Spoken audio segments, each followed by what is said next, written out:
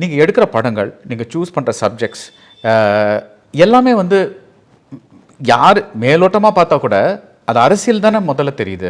So டெஃபினட்டாக அதுதானே முதல்ல வந்து பாதிக்கும். அதை பேசத்தானே செய்வாங்க. இல்லை, அது கரெக்ட். அது பொதுமக்கள் பேசுகிறாங்க, அதை அக்செப்ட் பண்ணிக்கிறேன். அது அரசியல் பேசுகிறது தப்புன்னு. அரசியலும் அழகியல் தான். நீங்கள் அரசியல் வந்து நம்ம நினைக்கிறோம்னா முரண் அப்படிலாம் அதிகம்.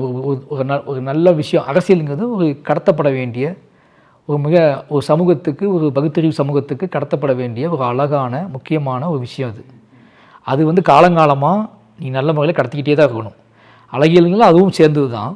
பட் என்ன பிரச்சனை அப்படின்னா, இங்கே நான் ஒரு ஃபிலிம் மேக்கராக நான் சொல்கிறது வந்து கிரிட்டிக்ஸ்கிட்ட பேசும்போது, இப்போ என்னோடய அரசியலை பேசுறதுக்கு என்னோடய பார்வையாளர்கள் இருக்காங்க, என்னோடய பொதுமக்கள் இருக்காங்க, சம்மந்தப்பட்ட நண்பர்கள் அவங்களாம் பேசுகிறாங்க.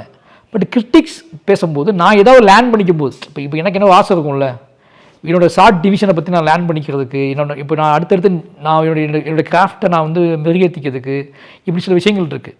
அப்போது ஒரு கிரிட்டிக்ஸ்கிட்ட பேசும்போது என்ன தோணும் அப்படின்னா, வேறு ஒரு பெர்ஸ்பெக்டிவ், முழு சினிமாவை பற்றி ஒரு பெர்ஸ்பெக்டிவ். இப்போ அரசியலுங்கிறது ஒரு 2 கேள்வி இருக்குது, 3 கேள்வி இருக்குன்னா, என்னோட சினிமாவுக்குள்ள இன்னும் நிறைய விஷயங்கள் இருக்குது. இந்த அரசியலை இந்த வடிவமத்துக்கு நீங்கள் எப்படி மாற்றினீங்க, இந்த அரசியலுக்குள்ள இந்த மனிதர்கள், இந்த நிலம், இந்த இந்த இந்த கலர் டோனு, இந்த மியூசிக், இந்த விஷயங்களை எப்படி சூஸ் பண்ணீங்க அப்படின்னு ஒரு விஷயம் இருக்குது.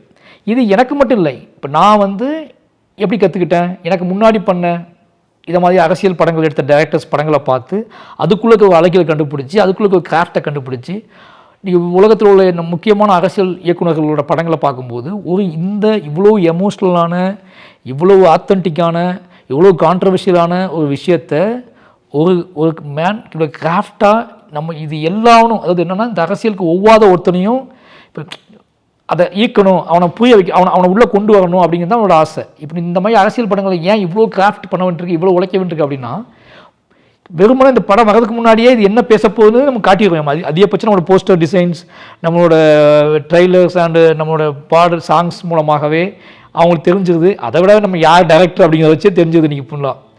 இதை தாண்டி அவன் வந்தாது அப்படிங்கிறது நம்மக்கிட்ட ஏதோ ஒன்று இருக்குன்னு நம்ம நம்புகிறோம்ல, அது என்ன, அது என்னோட கிராஃப்ட். அவன் தவிர்க்க முடியாத ஒரு சினிமா மொழி கண்டுபிடிச்சனால அப்படி பார்க்குறவங்க நிறைய பேர்.